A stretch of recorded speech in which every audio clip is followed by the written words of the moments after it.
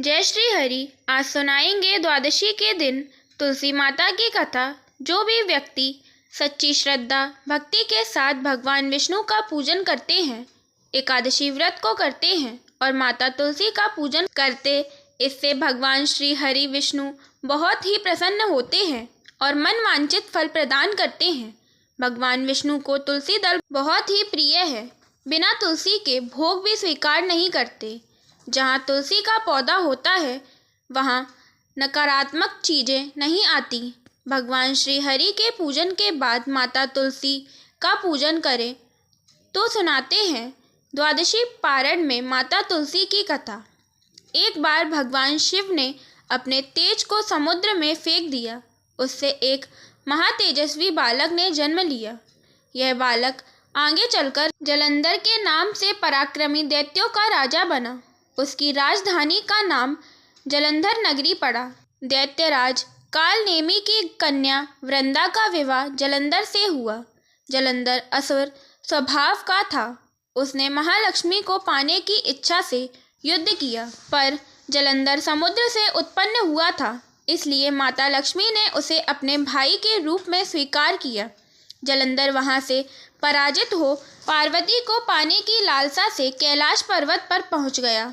भगवान शंकर का रूप धारण कर वह माता पार्वती के समीप गया, पर देवी पार्वती ने अपने योग बल के द्वारा उसे तुरंत ही पहचान लिया तथा वहां से अंतर्ध्यान हो गई। देवी पार्वती ने सारा वृतांत भगवान विष्णु को सुनाया। जलंधर की पत्नी वृंदा अत्यंत ही पतिव्रता स्त्री थी। उसी के पतिव्रता धर्म की शक्ति से जलंधर ना तो मारा जाता था और ना ही पराजित होता था। इसलिए जलंधर का नाश करने के लिए वृंदा के पतिव्रता धर्म को भंग करना बहुत ही जरूरी था। इसी कारण भगवान विष्णु ऋषि का रूप धारण कर वन में पहुंचे। वहां वृंदा अकेली ही थी। भगवान के साथ दो मायावी राक्षस भी थे, जिन्हें देखकर वृंदा डर गई। ऋषि ने वृंदा के सामने दोनों को पल में ही भस्म कर दिया। उनकी शक्ति को देखकर वृंदा ने कैलाश पर्वत पर महादेव के साथ युद्ध कर रहे अपने पति जलंधर के बारे में पूछा। ऋषि ने अपने माया जाल से दो बंदर प्रकट किए। एक बंदर के हाथ में जलंधर का सिर था तथा दूसरे के हाथ में धड़ था। अपने पति की यह दशा देखकर वृंदा मूर्छित होकर भूमि पर गिर पड़ी। होश में आने पर वृंदा ने ऋषि रूपी भगवान से विनीत स्वर में पति को जीवित करने के लिए कहा।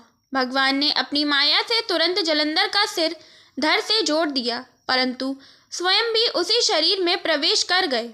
वृंदा को इस छल का जरा भी पता न चला। जलंधर बने भगवान के साथ वृंदा पतिव्रता सा व्यवहार करने लगी, जिससे उसका सतीत्व भंग हो गया था। ऐसा होते ही वृंदा का पति जलंधर, जो कि भगवान शिव से युद्ध कर रहा था, वह युद्ध में हार गया और मारा गया। इस सारी लीला का जब वृंदा को पता चला तो वृंदा ने भगवान विष्णु को शिला होने का श्राप दे दिया तथा स्वयं भी सती हो गई। जब वृंदा भस्म हुई, वहां पर तुलसी का पौधा उगा। भगवान विष्णु ने वृंदा से कहा, वृंदा, तुम अपने सतीत्व के कारण तुम मुझे लक्ष्मी से भी अधिक प्रिय हो गई हो। अब तुम तुलसी के रूप में सदा ही मेरे साथ रहोगी। जो मनुष्य शालग्राम रूप के साथ तुलसी का विवाह कराएंगे, पूजा करेंगे, उसे इस लोक और परलोक में अक्षय लोक की प्राप्ति होगी।